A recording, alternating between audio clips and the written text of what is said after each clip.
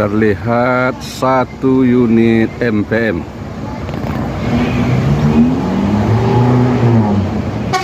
Memasuki terminal Baraya Solok menuju untuk mengambil penumpang yang akan diberangkatkan menuju perantauan Jakarta dan sekitarnya.